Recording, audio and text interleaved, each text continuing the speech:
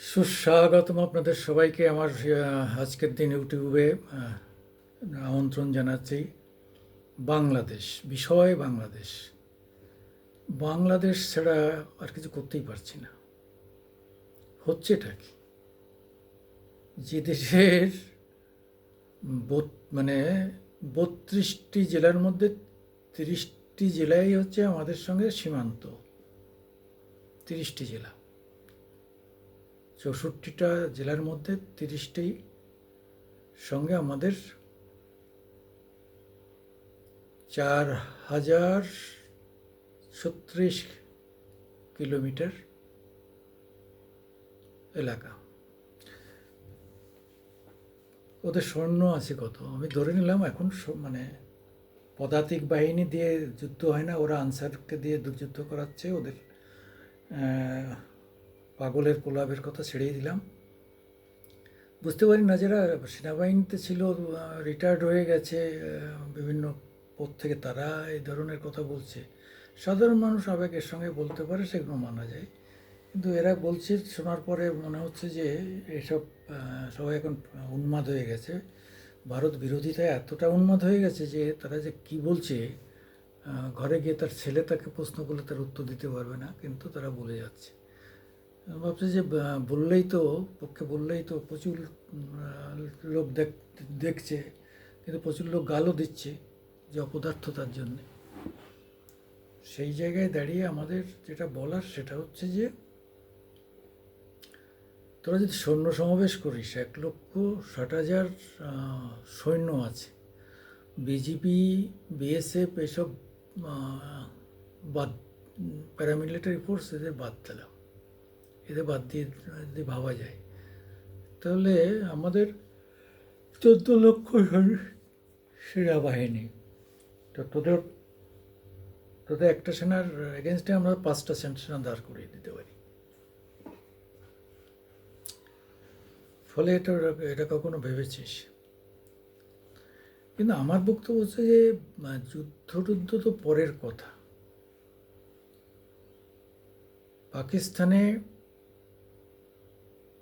পাকিস্তান একটা দেশ, আমাদের সঙ্গে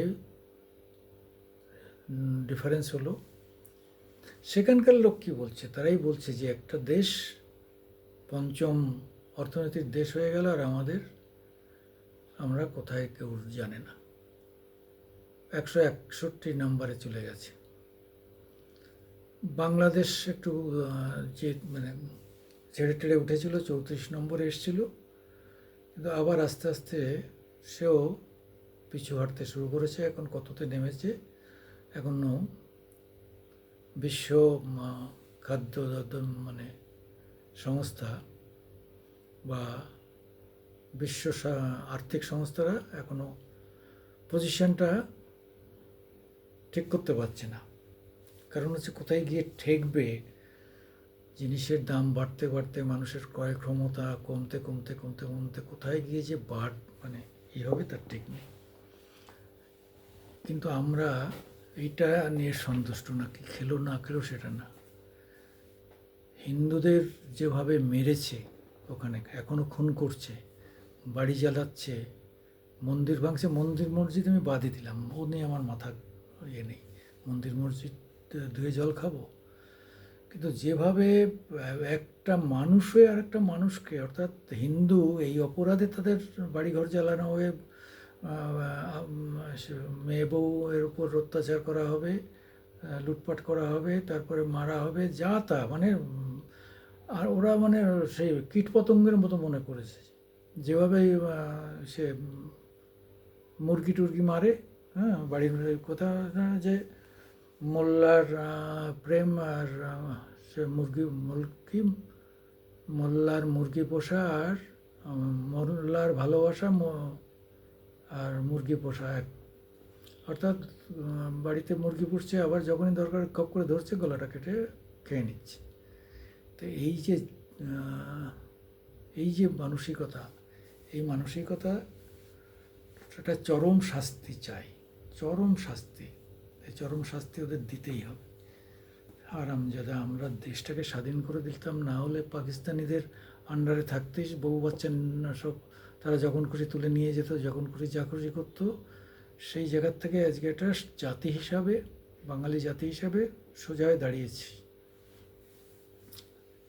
কিছু রাজাকারের বংশধর বাড়তে বাড়তে এখন 1/3 হয়ে গেছে। সেই রাজাকাররাই যা করছে এখন সেটাই, এবং তারা চাইছে এটাকে পূর্ব পাকিস্তান করতে, এবং এখান থেকে সমস্ত পাকিস্তান থেকে যেভাবে সমস্ত সংখ্যালঘুকে কনভার্ট করে দেওয়া হয়েছে, আর নাহলে বাকিদের মেরে ফেলা হয়েছে, এখানেও ওরা সেটা করছে। কিন্তু এখানে পারছে না, যেহেতু ভারত মানে এদের 32টা জেলা জুড়ে বিশাল আমাদের সীমান্ত, ফলে অতটা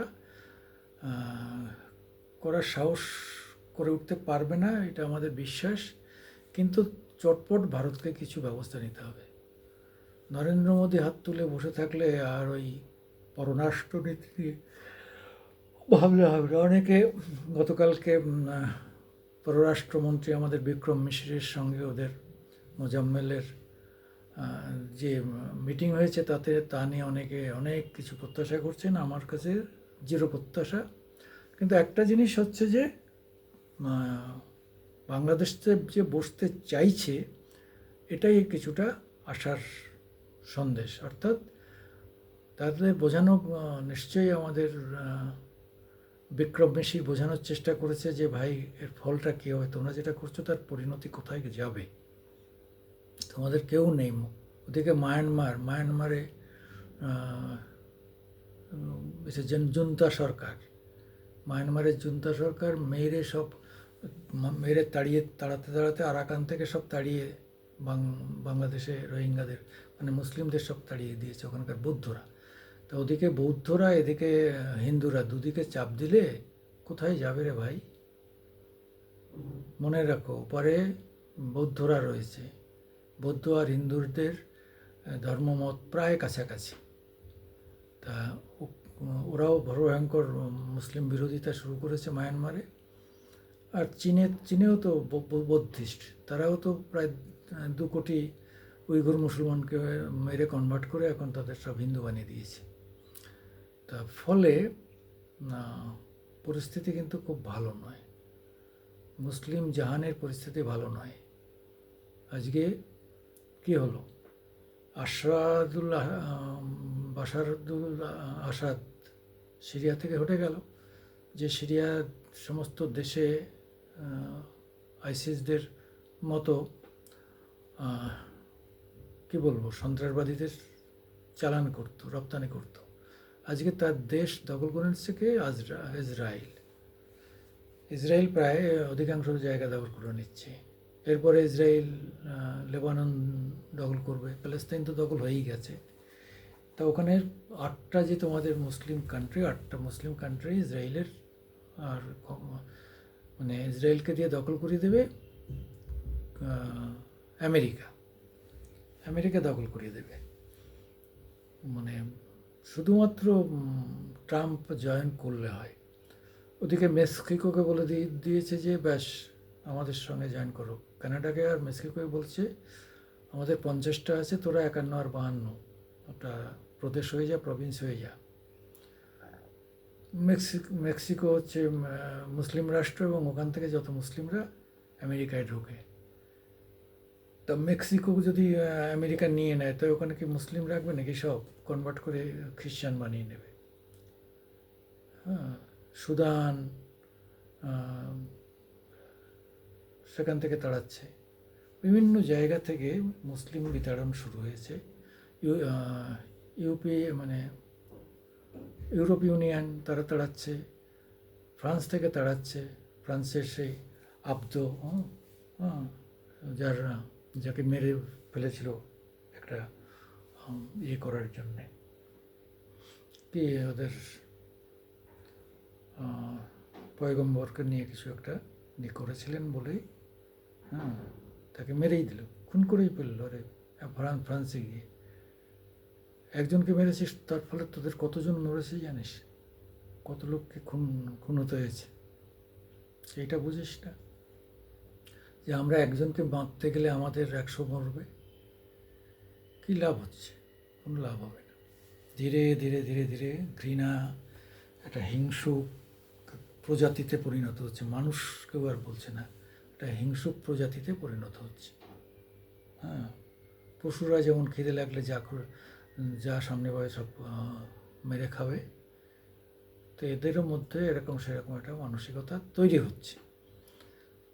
ফলে আমার যা ধারণা, ধীরে ধীরে আমাদের সৈন্যবাহিনী সমাবেশ হচ্ছে পুরো 4036 কিলোমিটার জুড়ে সৈন্যবাহিনী দাঁড় করিয়ে দেওয়া হচ্ছে। আর এদিকে রাফেল, মিগ মিগ 20, মিরাজ, হ্যাঁ, এগুলো সমস্ত পাক মারছে আমাদের সীমান্ত বরাবর।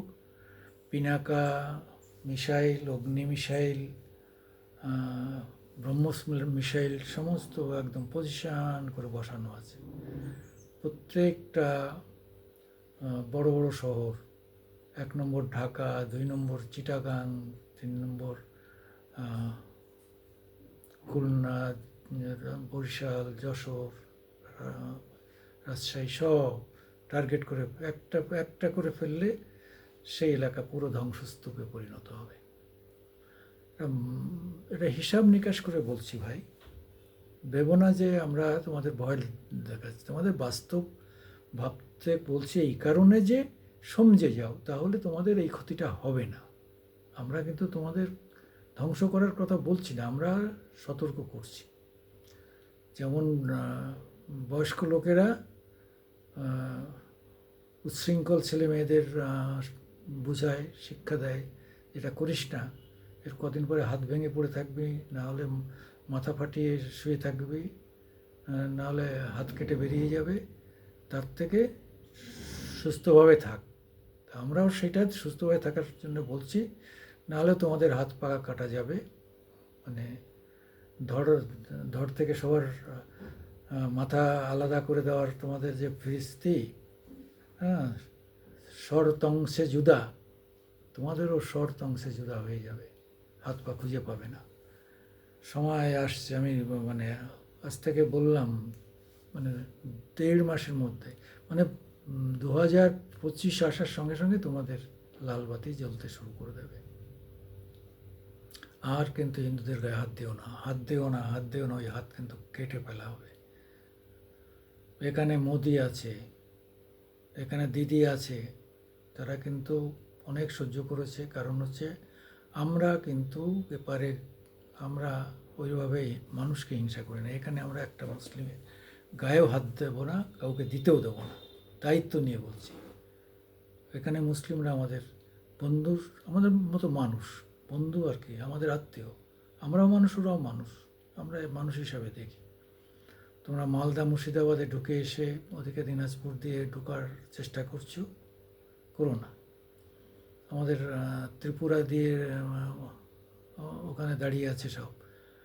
বিএনপি এখন তোমাদের উত্তেজিত করছে, তো বিএনপি উত্তেজিত করছে কেন? এই সুযোগটা নিয়ে বিএনপিও সাম্প্রদায়িক হয়ে চেষ্টা করছে যে জনসমর্থন নিয়ে যদি তাড়াতাড়ি ভোট করে ভোটে যেতে পারে। ভোট করতে হবে না, হাসিনা এখনও 3.5 বছর থাকবে, চুপচাপ থাকো, ভোট করতে হবে না, ভোট হবে না, ভোট হবে না, লিখে আমি দায়িত্ব নিয়ে বলছি, তোমরা ভোট করতে পারবে না। ভোট হবে 3.5 বছর পরে, হাসিনার নেতৃত্বে আবার ভোট হবে, আবার হাসিনা আসবে, এটুকু বলে দিলাম। যাই হোক, আমি সুকুমার দেবনাথ, আমার আজকের দিন ইউটিউবে আপনারা একটু নজর রাখবেন, আমাদের একটু সাহায্য করবেন। হ্যাঁ, নমস্কার, আদাব, সত শ্রী অকাল।